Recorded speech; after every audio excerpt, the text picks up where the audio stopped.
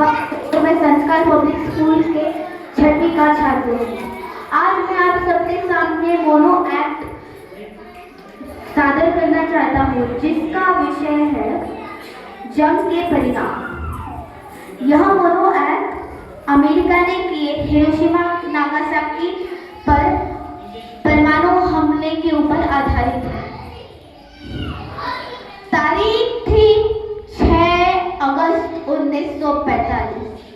Hiroshima का आसमान साफ था, वहां कोई बादल नहीं थे।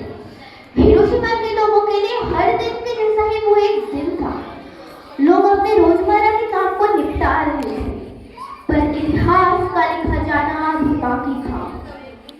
एक लड़का कैल्विन, जिसने अपनी मौत को खुली आंखों से देखा, उसके मुताबिक पहले एक प्लेन की आवाज सुनाई।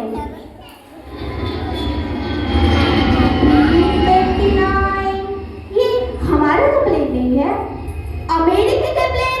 ये यहाँ क्या कर रहे हैं? ये देखो, ये कुछ गिरा रहे हैं। इसे रोको, इसे, ये हमें मारना नहीं, रोको इसे, नहीं नहीं रोको इसे। फिर एक जोरदार धमाका हुआ। आसपास की सारी मलबे में तब्दील हो गई और घर की एक दीवार मेरे ऊपर आ गई। पता नहीं मैं उस दिन कैसे बचा। मैंने अपने आप को निकालने की पूरी कोशिश की, लेकिन निकाल ना सका। दर्द के मारे मेरी जान निकल रही थी। ठीक से सांस भी नहीं ले पा रहा था मैं। फिर कहीं से माँ की आवाज आई,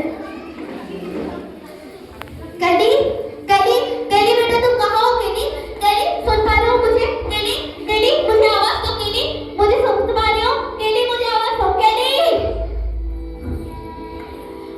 मैं आऊं। मुझे यहाँ से बाहर निकालो। मेरा दम घुट रहा है। मुझे यहाँ से बाहर निकालो माँ।